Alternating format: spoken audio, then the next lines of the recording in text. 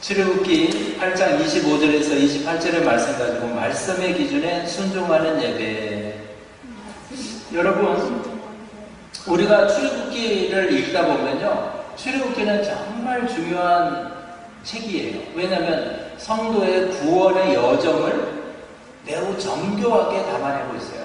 우리가 예수님 믿으면 어떤 현상이 나타나는가, 어떤 상황이 있는가, 또 어떻게 변화가 이루어지는가, 이런 것들이 너무너무 잘 나타나 있어요. 이 출애굽기를 해석하기 위해서 중요한 키포인트가 4가지가 있는데, 하나는 애굽이라는 거예요. 애굽. 출애굽이잖아요. 애굽에서 나오는 거예요. 애굽은 세상을 상징해요. 그러니까 우리가 세상에 살잖아요. 그런데 예수 믿으면 세상에서 출애굽하는 거예요. 두 번째는 바로 왕은 세상의 왕이잖아요. 그러니까 세상의 왕은 누구예요? 마귀예요. 사탄을 상징해요. 어찌하든지 한 사람이라도 자기가 왕 되어서 살다가 그 사람을 내보내는 것을 싫어하죠. 그리고 이스라엘 백성은, 출애굽한 이스라엘 백성은 바로 교회를 상징해요. 오늘날. 그래서 모세, 그 교회를 앞장서서 인도하는 사람이 누구냐? 모세는 예수 그리스도를 상징합니다. 그러니까 이 출애굽기는 여러분이 잊어버리지 말아야 될 것이 이런 상징성. 그리고 10가지 재앙이 나오는데, 간단하게 말씀드리면은 각 재앙들이 나올 때마다 바로의 악한 생각들이 하나씩 다 노출이 돼요. 오늘 성경에 보면은 바로가 굉장히 온유한 사람처럼 보여져요. 백성들을 참 이렇게 온유하게. 근데 바로는 하나님의 뜻을 계속해서 거역하고 이스라엘 백성들을 미혹시키는 사탄이라는 거예요. 개구리 재앙이 찾아왔을 때 사탄을 상징하는 바로가 이렇게 처음에 좋은 말로 막 이렇게 호리던 바로가 그 완악함을 드러낸 거예요. 이 재앙이 나왔을 때는요, 세상의 마술사들이 이 권능은 하나님 아니고는 할 수가 없다. 우리는 도저히 따라할 수가 없다. 여러분, 세상도 비스무리하게 하잖아요. 근데 하나님만 하실 수 있는 일이 있어요. 그리고 파리 재앙이 나타났을 때는요, 이런 선언 8장 23절에 내가 내 백성과 내 백성 사이를 구별하리니 내 입이 표징이 있으리라 하셨다 하라 하시고, 이거 하나님 말씀인데요. 무슨 내 백성과 내 백성을 가르겠다. 그러니까 여러분, 우리가 평상시에는 예수 믿는 사람도 고난도 당하고 어려움도 당하고 아픔도 당하고 똑같아요. 안 믿는 사람들이랑 똑같은데 결정적인 때가 있다는 거예요. 하나님의 백성과 세상 백성이 구별되는 결정적인 때가 있다는 거예요. 여러분, 우리가 세상에서 구별된 성도예요. 아니면 구별되기 위해서 지금 나아가고 있는 상태일 수도 있어요. 우리가 정확히 알아야 될 중요한 영적 사실 하나는요, 성도가 구원받는 것을, 그러니까 참 신자가 되는 것을 끊임없이 해방하는 사탄, 이 끈질긴 전략은 언젠가는 다 파쇄된다는 거예요. 끊어진다는 거예요. 자, 우리 구원은 그런 측면에서 우리 8장부터 11장은 바로와 모세가 엄청나게 싸우는 거예요. 우리 교회도 이렇게 새신자로 등록을 했다가 또 교회를 출석하지 못하고 있는 분들도 있고, 또 이런 상황 저런 상황이 있고, 그러나 계속해서 그런 영적 싸움이 있는 거예요. 바로는 거짓으로, 이 바로는 미혹하는 자, 속이는 자, 사탄이라고 그랬잖아요. 그러니까 거짓으로 하나님의 백성을 계속해서 뭐라 그럴까요? 구원받지 못하도록 참소하는 역할을 해요. 그때 모세가 이렇게 선언해요. 분명하게 모세가 선언하는 거예요. 자, 출애굽기 8장 27절.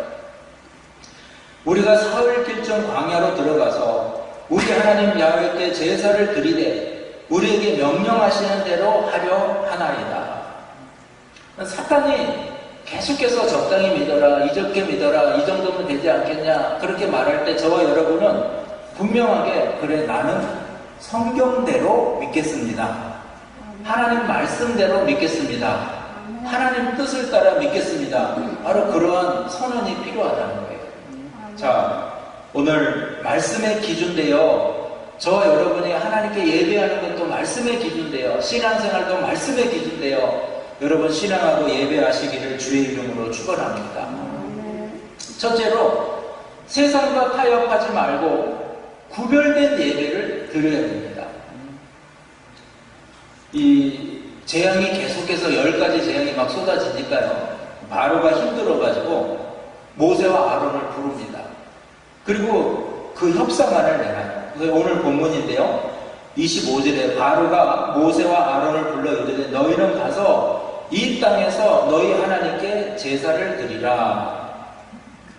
이제 모세가 3일 길을 나가서 광야에서 제사 지내고 오겠다 이러니까 바로가 안 된다 이렇게 했다가 하도 힘드니까 재앙이 오니까 협상안을 내놓는 거예요. 그러면은 나가지 말고 이 땅에서 그냥 제사를 지내라 이렇게 말하는 거예요.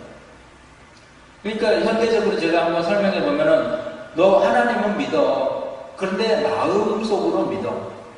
교회는 나가지 말고 그냥 세상에서도 삶으로 예배 드리는 거 얼마나 좋아. 삶이 예배잖아. 그러는 거예요. 여러분 바로 이것이 세속화예요. 세속화는 마귀가 우리를 파괴하려 하는 공격해오는 아주 고단수 전략 중에 하나예요. 세속화가 교회에 들어오면요 교회는 엄청난 어려움이 있어요. 여러분 한번 생각해 보세요. 역사적으로 독일과 프랑스는 기독교 국가입니다. 독일은 루터예요. 프랑스는 존 칼빈이에요. 만약에 칼빈 같은 경우는 주의를 빠지면요 사람들 앞에서 매를 쳤어요. 채찍으로 때렸단 말이에요. 그냥 회초리 때린 게 아니라 채찍으로 때렸어요. 그 정도로. 그렇게 엄격한 국가였어요. 그런데 순식간에 그런 것이 무너져요. 독일도 한번 생각해 보세요. 독일도 해방 이후에 교회가 꽉꽉 찼어요. 엄청나게 교회가 부흥했어요. 그런데 독일 경제가 막 살아났습니다. 그리고 여러분 경제가 살아나니까 어떻게 놀러 다니는 거예요. 놀러 다녀요. 바캉스라고 들어봤습니까? 바캉스? 이 바캉스라는 말은요 이거요. 프랑스어인데 그럴듯하게 즐기고 오는 여름 휴가라는 뜻이에요. 어떻게 보내야 그럴듯하게 보낼까? 그래서 그럴듯하게 보내요. 11달 동안 번 돈을 한 달 동안 다 썼다는 거예요. 그 정도로 멋지게 놀아 제끼는 거예요. 교회도 한 달 동안 문을 닫고 스페인 바닷가에서 천막을 쳐놓고 예배를 드렸어요. 여러분 이게 세속화의 아주 지름길이었어요. 그 이후로부터 주일 성수가 무너져 버리고요. 교회가 여러분 모이기에 실패한 거예요. 지금 독일 교회는 모이기에 실패하고 있습니다. 저는 한국에 지금 불고 있는 새로운 바람에 굉장히 무섭다고 생각해요. 뭐냐? 집에서도 인터넷으로 예배드릴 수 있어요. TV가 기독교 방송이 막 서너 개 돼요. 그래서 아무거나 틀면은 다 예배 실황이 계속해서 나와요. 유명한 목사님들의 예배 실시간이 중계돼요. 거기서 예배 드리고 헌금 쫙 해서 지로로 온라인으로 전화 눌러가지고 딱 보내고 자 나는 예배 드렸다 이렇게 생각하는 거예요. 여러분 예배의 본질은 뭐예요? 예배의 본질은 예전적인 측면도 있는 거예요. 예전이 중요한 거예요. 근데 당연히 내가 그냥 형식만 내가 이렇게 드리면 되겠지. 자꾸 세속화되는 거예요. 여러분 교회는 내 생각으로 믿는 게 아니에요. 교회를 내 생각으로 생각하면 안 돼요. 교회는 하나님의 뜻 안에 인도함을 받아야 돼요. 그래서 안디옥 교회도 바울과 실라 또 바울과 바나바를 파송할 때 보세요. 성령의 지시하심을 따라서 한 거예요. 성령 충만한 사람이 기도하고 이렇게 할까요? 아멘. 교회가 아멘 하고 다 화답하고 그렇게 한 거예요. 성령을 따라가는 거예요. 우리가 내 편의를 가지고 하나님의 명령을 바라보면 자꾸 하나님이 비껴버려요. 출애굽기 7장 16절에 하나님은 분명히 말씀했어요. 내 백성을 보내라. 그들이 광야에서 나를 섬길 것이니라. 이건 변치 말아야 될 하나님의 진리예요. 그런데 이거 뭐 광야까지 나가. 그냥 여기서 드려. 오늘날 이 광야는요, 세상과 철저히 구별된 3일길을 가야 되는 세상과 철저히 구별된 교회를 말하는 거예요. 여러분, 제가 누누이 말씀드리는데 주일날은 교회에 오시면 주일 하루는 성수주의를 하세요. 교회만 생각하세요. 오자마자 막 갈병구만 하지 말고 아침에 일찍 와서 밤늦게 가세요. 할렐루야. 라면도 한 박스씩 사가지고 와서 끓여 먹으면서 아주 밤까지 있읍시다. 주일날은 좀 그럴 마음을 포근하고 넉넉하게 가져야 돼요. 예배만 끝나고 막 집에 갈 생각하면 안 되는, 그게 성수주일이 아니에요. 모세가 바로 앞에서 이렇게 선언해요. 우리가 출애굽기 8장 27절에요. 사흘길쯤 광야로 들어가서 우리 하나님 야훼께 제사를 드리되 우리에게 명령하시는 대로 하려 하나이다. 자, 따라하십시오. 하나님이 말씀하시는 대로, 하나님이 명령하시는 대로 하겠습니다. 신명기 12장 13절 14절에 너는 삼가하라. 내게 보이는 아무 곳에서나 번제를 드리지 말라. 뭐예요? 오직 너희의 한 지파 중에서 야훼께서 택하신 그곳에서 번제를 드리고 또 내가 내게 명령하는 모든 것을 거기서 행할지니라. 아무 곳에서나 막 편하게 드리는 것이 예배가 아니에요. 원래 여러분 교회는 하나였어요. 하나. 인간의 욕심이 자꾸 남아버려요. 자꾸 남아. 교파를 나누고 교회를 나누고 인간의 욕심이 나는 거예요. 저는 그런 것들 다 하나님이 분명히 판단하시리라 믿어요. 저는 우리 베를린 수고교회에서 종으로 사역하다가 이슬같이 사라지겠습니다. 내 이름 남기지 않고 이슬처럼 사라졌으면 좋겠어요. 좋은 후계자가 세워지고 교회가 아름답게 서면 좋겠어요. 자꾸 사람이 만들어버린다. 옛날에는 교회에서 끊어지면 사형 선고 같았어요. 근데 요즘에는 다른 교회 가면 되지 뭐. 이쪽 교회로. 여러분, 이런 것이 바로 사람의 생각에 세속화되었다는 거예요. 출애굽기 8장 26절에 모세가 이르되 그리하면 부담하나이다. 우리가 우리 하나님 야훼께 제사를 드리는 것은 애굽 사람이 싫어하는 바이죠. 우리가 만일 애굽 사람의 목전에서 제사를 드리면 그들이 그것을 미워하여 우리를 돌로 치지 아니하리니까. 여러분 한번 생각해 보세요. 세상에서 그냥 예배드려. 여러분이 그냥 세상 가운데서 예배드리고 무교회 교회 없이 예배드리고 그러면 세상 신인 바로가 사탄이 아주 그냥 두겠습니까? 그냥 두겠어요? 바로 밀가루로도 없애버리는 거예요. 세상 가운데 타협해서 드리는 세상의 예배를 여러분 하나님이 기뻐하시겠어요? 세상 사람들은 너무나 잘 알아요. 비웃는 거예요. 야, 저것도 예배야. 텔레비전 앞에서 그냥 그렇게 때우듯이 그렇게 예배 얼른 드리고 골프장에 가가지고 그 로비에 앉아서 틀어놓고 예배 드렸다 하고 나가고 놀러 가가지고 그렇게 드리고 그렇게 여러분 이런 것으로 자꾸 자기 만족, 대리 만족을 추구하다가 신앙에서 멀어져 버리고 마는 거예요. 그건 하나님의 뜻이 아니라는 거예요. 두 번째로 세상에 미련 두지 말고 온전한 헌신과 희생의 예배를 드려야 됩니다. 첫 번째 세속화 작업에 실패하자 바로가 두 번째 타협안을 내요. 뭐냐면은 자 28절 보세요. 바로가 이르되 내가 너희를 보내겠다. 내가 너희를 보내리니 너희가 너희 하나님 야훼께 광야에서 제사를 드려라. 광야에서 드려라. 그러나 너무 멀리 가지는 말아라. 이렇게 말합니다. 아까 뭐라고 했어요? 3일 길을 간다고 했잖아요. 광야로 가. 근데 그 광야 초입에 딱 2시간만 가면 되는 그 초입으로 가가지고 제사 지내 3일길을 가지는 마라. 이렇게 말하는 거예요. 너무 멀리 가지는 마라. 이 현대적으로 한번 해석해보면 이거예요. 예배를 드려도 좋아. 광야 교회 가서 예배 드려도 좋아. 근데 너무 빠지지는 마. 직분도 받지 말고 헌신하는 일에 하지 말고 봉사도 하지 마. 적당히 그냥 한 발은 교회, 한 발은 세상 이렇게 놓고 있으라는 거예요. 너희가 예배하되 세상에서 완전히 끊어지지는 마. 충분히 가까운 거리에 머물러. 바로 이것이 마귀의 유혹인 거예요. 근데 오늘 출애굽기 8장 20절 하나님도 그렇지만 모세가 이렇게 말해요. 우리가 모세의 선언이에요.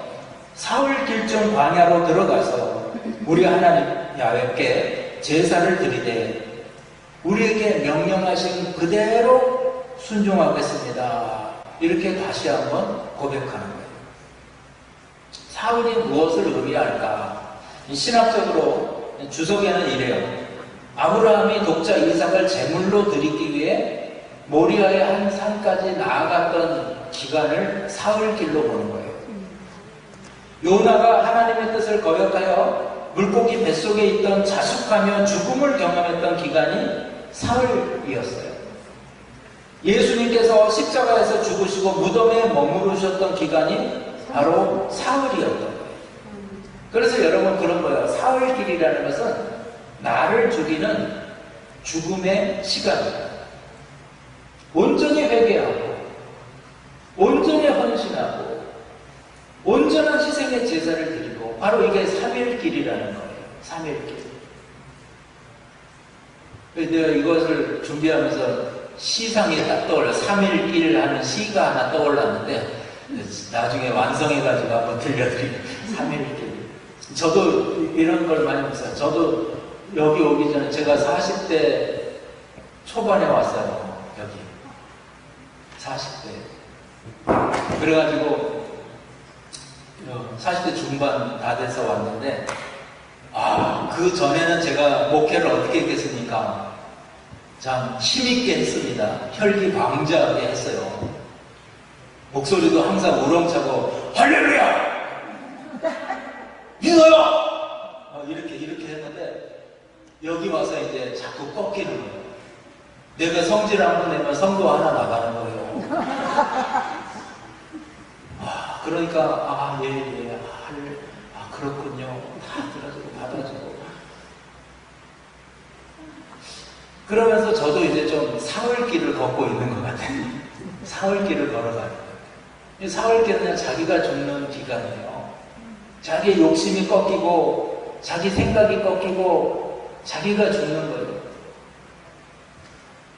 하나님께서 받으시는 온전한 희생 그것을 드리기 위해서는 적어도 애굽에서 3일길을 가야 돼요. 이 3일길 동안 무슨 일이 일어나냐면요. 침례를 받아요. 침례. 오늘 이제 침례하는데 장정 60만 남자만 60만 모든 백성들이 200만이 넘는 백성들이 이제 광야로 나가는데 3일길 지나서 나가는 길이 어디냐면 홍해를 지나가는 거예요. 그래서 신약에 보면은 사도 바울이 그 홍해를 지나는 그 사건을 침례라 이렇게 말을 하거든요. 침례 사건이에요. 침례의 의미는 물속에 들어가서 다 죽는 거예요. 옛사람이 죽고 새 사람이 나오는 거예요. 그리고 이스라엘 백성이라는 의미는요. 강을 건넌 사람들이라는 뜻이에요. 그래서 저와 여러분은 강을 건넌 사람들입니다. 할렐루야. 다시 돌아갈 수가 없어요. 침례받고 강을 건너오면 다시 돌아갈 수가 없어요. 세상과 구별되는 거예요. 교회란 바로 그거예요. 세상과 구별되는 거예요. 갈라디아서 2장 20절 내가 그리스도와 함께 십자가에 못 박혔나니 그런즉 이제는 내가 사는 것이 아니요 오직 내 안에 그리스도께서 사시는 것이라. 이제 내가 육체 가운데 사는 것은 나를 사랑하사 나를 위하여 자기 자신을 버리신 하나님의 아들을 믿는 믿음 안에서 사는 것이다. 그렇게 고백하는 사람들, 나는 이제 다 죽었습니다. 이렇게 고백하는 사람들, 그것이 바로 에클레시아, 교회의 모임이라는 거예요. 그래서 저와 여러분, 교회에는 형식과 틀도 있고 예전도 있고 다 있어요. 근데 제일 중요한 것은 뭐냐? 예수님의 성찬을 함께 떼는 예전, 성찬식이죠. 성례전. 그리고 성례전 중에 하나는 바로 침례예요. 침례. 나를 죽이는 거예요. 그래서 오직 나는 죽고 예수님만 드러나는 것이 교회 공동체다. 그리고 교회 공동체의 또 하나 특징은 뭐냐면 예수님의 핏값으로 세워진 교회라는 거예요. 마태복음 16장 18절 또 내가 내게 이르노니 너는 베드로라. 내가 이 반석 위에 내 교회를 세우리니 음부의 권세가 이기지 못하리라.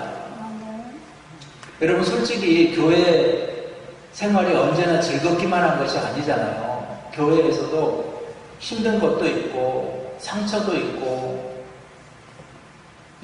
교회 생활이 그렇게 만만치가 않아요. 어려움도 있고 내 생각도 있고 자기 또 나를 싫어하는 사람도 있고 눈총도 있고 권총도 있고 눈총도 있고 쏴야 되거든요. 쏴야. 근데 은혜가 있는 곳에 마귀도 시험이 있어요. 어려움도 있어요. 여러분 다 좋아요. 다 어려워. 그렇다고 해서 교회 다니는 것을 중단하거나 신앙에 흔들리지 말고 여러분 그럼에도 불구하고 하나님 바라보며 또 사람들 바라보며 잘 믿는 거예요. 하나님만 보고 나는 믿겠어요? 아니에요. 하나님이 서로 사랑하라고 했지 나만 사랑하라고 하지 않았어요. 서로 사랑하고 그럼에도 불구하고 받아주고 용서하고 용납하고 그런 믿음의 공동체 되기를 주의 이름으로 축원합니다. 깊은 헌신 희생의 예배로 하나님께 드려지기를 주의 이름으로 축원합니다. 네. 안 믿는 남자들이 가끔 그래요. 너무 빠지지는 마. 누구가 했던 말이에요? 바로가 했던 말이에요. 그러니까 여러분 정말 예수님 한번 믿으려면 제대로 믿고 정말 헌신하고 희생하고 믿음으로 나아가시길 축원합니다. 마지막 세 번째 모든 것을 드리는 전인적인 예배를 드려야 됩니다. 자, 첫 번째, 두 번째 타협안이 모세의 단호한 고백으로 말미암아 거절되니까 바로가 이제 세 번째와 네 번째 타협안을 연이어서 이렇게 부드러운 목소리로 내는 거예요. 자, 9절과 11절 보겠습니다. 출애굽기 10장 9절과 11절. 모세가 먼저 이렇게 말해요. 우리가 야훼 앞에 절기를 지킬 것인즉 우리가 남녀노소와 양과 소를 데리고 가겠나이다. 온 가족과 함께 양과 소 하나님께 드릴 제물을 가지고 가겠습니다. 그러니까 바로가 뭐라고 그렇게 하지 말고 너희 장정만 가서 야훼를 섬기라. 이것이 너희가 구하는 바니라. 이에 그들이 바로 앞에서 쫓겨나니라. 자 멀리 가도 좋아. 교회 열심히 다니도 좋아. 그래. 그런데 남녀노소 너 가족들은 여기 세상에 두고 가. 대표로 그냥 가. 물질들 다 세상에 두고 가. 대표로 가는 거예요. 신앙을 강요하거나 남편에게 자녀에게 신앙 강요하지 말라는 거예요. 그냥 본인만 가라는 거예요. 또 양과 소 물질적인 부분이요. 이것도 사탄이 절대로 놓을 수 없는 부분이죠. 왜? 세상의 신, 돈의 신 아니야, 사탄이. 그러니까 돈은 다 놓고 가는 거야. 한 푼도 줄 수 없잖아요. 그러니까 그렇게 완강하게 말을 하니까 모세와 아론이 쫓겨나듯 밖으로 나와서 그때부터 하나님의 심판이 10가지 재앙이 이제 막 폭풍으로 불어치듯이 불어치는 거예요. 사탄의 고단수적인 전략을 우리가 분별해야 돼요. 세상적으로 자꾸 끌어당기는 거예요. 끌어당겨. 여러분 끌려갈 것이냐 끌어당길 것이냐 이게 참 중요해요. 근데 중요한 거는 뭐냐면 불신자의 안목에 맞춰서 나를 낮추지는 말라는 거예요. 어떤 분들 그래요. 이 마차가 이렇게 있는데 바퀴가 크잖아요. 이렇게 두 개잖아요. 하나는 크고 하나는 작아요. 그럼 맴돌아요. 신앙이 하나 크고 하나 작아요. 그러면 부부간에도 맴돌 수밖에 없어요. 그 자리를 뱅뱅 돌아요. 그래서 부인이 대부분 여성분이 양보를 해요. 남편 요만한 바퀴에 자기를 맞춰줘요. 그 요만큼 나아갈 수 있다고 생각해요.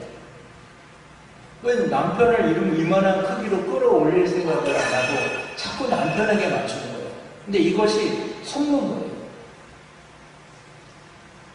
이것도 이제 바로처럼 자꾸 속이는 거예요. 어떤 남편이 그랬다는 거예요. 내가 예배를 드리면 몸은 항상 낚시하는 데 가 있고 낚시터에 가면 교회가 항상 생각나는 거예요. 그래서 내가 마음으로 교회에 나오는 게 중요할까? 몸뚱이만 교회에 있는 게 중요할까? 당신이 택해봐요. 뭐 어떻게 해야 될까?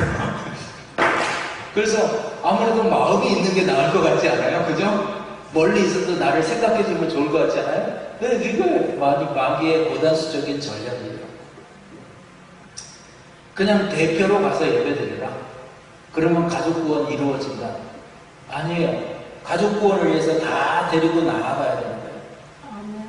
여러분 성경을 보시면 루디아의 가정이나 고넬료의 가정은요, 온 가족이 다 예수님께 나왔어요. 믿음으로 신앙으로 나왔어요. 대표로 나오는 게 아니에요. 다 함께 나아가는 거예요. 이 신천지가 참 문제가 되는 것이, 신천지는 나이가 많은 사람, 60대 이상은 포교의 대상으로 삼지를 않아요. 나이가 젊은 사람들을 포교의 대상으로 삼아요. 우리는 생각해요. 야, 신앙심이 좋아지고 믿음이 좋아지려면 나이가 좀 차야지 될 것 같지 않아요? 아니에요. 젊은 사람들, 어린 자녀들도요, 진리에 대한 목마름이 있어요. 하나님에 대한 갈급함이 있어요. 믿음에 대한 목마름이 있다는 거예요. 그러니까 그들의 눈높이에 맞춰서 전하니까 쑥 빠져드는 거예요. 야, 지금은 공부해야 되니까 교회는 좀 덜 해도 돼. 정말 중요한 시기를 그렇게 보내는군요. 애들이 이제 대학 들어가서 눈동자가 다 바뀌어 있는 거예요. 믿음은 그렇게 세우는 것이 아니에요. 이 부모가 자녀를 컨트롤할 수 있는 시간은 그렇게 많지 않아요. 내가 컨트롤할 수 있는 시간 가운데 최대한으로 잘 믿음의 신앙을 세워놓는 것이 중요합니다. 자, 출애굽기 10장 9절에 모세가 담대히 선언합니다. 모세가 이르되 우리가 야훼 앞에서 절기를 지킬 것인즉 우리가 남녀노소와 양과 소를 데리고 가겠습니다. 자, 물질도 다 가지고 왔겠다는 거예요. 물질을 가져가는 이유가 뭐냐? 양과 소는 하나님께 드릴 재물을 상징합니다. 신명기 16장 16절에 17절에 너희 가운데 모든 남자는 1년에 3번 곧 무교절과 칠칠절과 초막절에 내 하나님 야훼께서 택하신 곳에서 야훼를 배웁되 빈손으로 야훼를 배웁지 말고 각 사람이 내 하나님 야훼께 주신 복을 따라 그 힘대로 드릴지어니라. 이렇게 분명히 제사법이 나와 있는데도 여러분, 바로는 재물 없는 제사로 나아가는 거예요. 마귀가 알거든요. 재물 없는, 물질 없는 희생, 그것은 온전한 희생이 되지 못한다는 거예요. 돈이 최고다 하는 이 시대에 돈을 양보 못하는 거예요. 이게 목회자가 강단에서 하지 말아야 될 거, 1번 정치 이야기, 2번 돈, 헌금 이야기인데 오늘 제가 헌금 이야기를 하게 됐습니다. 여러분, 성수주일 잘하는 사람 있어요. 봉사 잘하는 사람 있어요. 성수주일 잘하는 사람 있어요. 근데 봉사가 안 되는 사람이 있어요. 봉사도 잘하는 사람이 있어요. 근데 전도가 안 되는 사람이 있어요. 근데 이런 것을 다 잘하는데 헌금이 이해가 안 가는 사람이 있어요. 헌금 이야기만 나오면 화가 나는 거예요. 드리지도 않으면서 화가 나요. 근데 웨슬레가 이런 말을 했어요. 호주머니가 회개하지 않는 회개는 진정한 회개가 아니다. 여러분, 물질의 개념이 바뀌지 않으면 신앙이 발전이 없어요. 여러분이 가지고 있는 물질이 누구 거예요? 하나님 거예요. 여러분이 이 땅에 살면서 얼만큼을 모을 수 있을 것 같으세요? 그저 우리 권사님 한 분은 7억을 모으셨더라고요. 7억. 지금 돌아가셨어요. 7억 다 나눠주고 가셨어요. 한국에 집 하나 있으면요, 서울에 집이 아파트 하나 있으면 20억이더라고요. 20억. 이번에 나 깜짝 놀랐어요. 전화 통화하다. 20억이래요. 신길동에 아파트 30몇 평 20억. 여러분, 내가 평생 일해서 20억 벌겠어요? 좀 그거 힘들 것 같아요. 20억. 여러분, 물질이 왜 필요해요? 나를 위해서? 여러분, 물질은 이 땅에 있을 때 하나님을 잘 섬기고 갈 수 있게끔 하나님이 주시는 은혜예요. 이렇게 신앙이 이제 딱 세워지면, 물질관이 세워지면 그 사람의 신앙은요, 그 사람의 신앙은 흔들리지 않아요. 근데 물질 이야기만 나오고 헌금 이야기만 나오면 열받는 사람, 그런 사람들은요, 지금도 물질이 주인이 되어 있는 거예요. 우상이 되어 있는 거예요.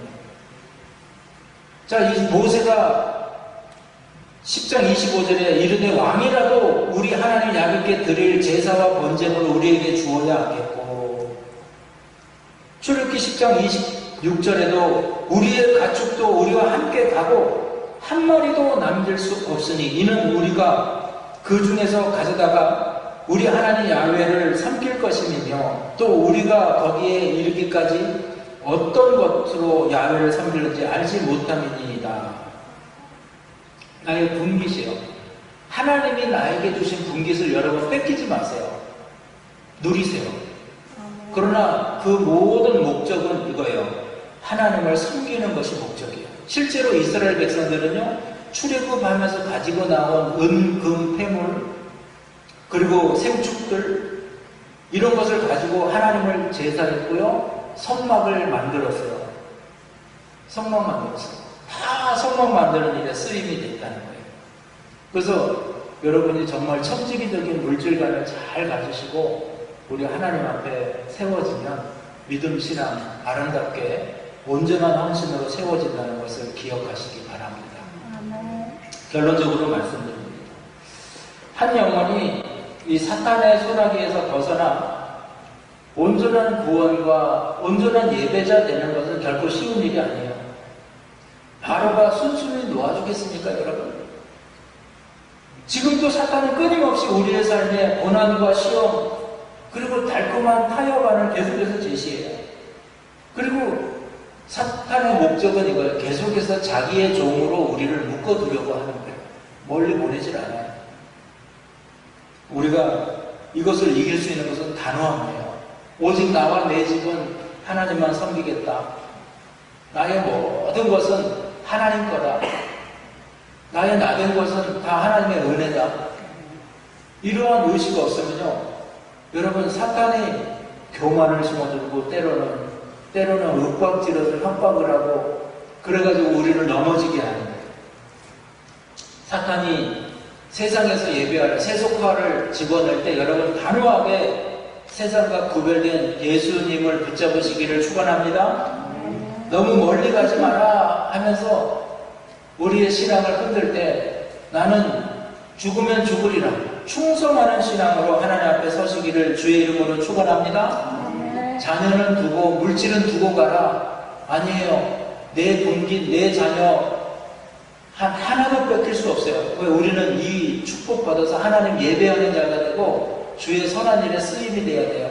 그래서 여러분 하나님의 큰 복을 받으시기를 주의 이름으로 축원합니다.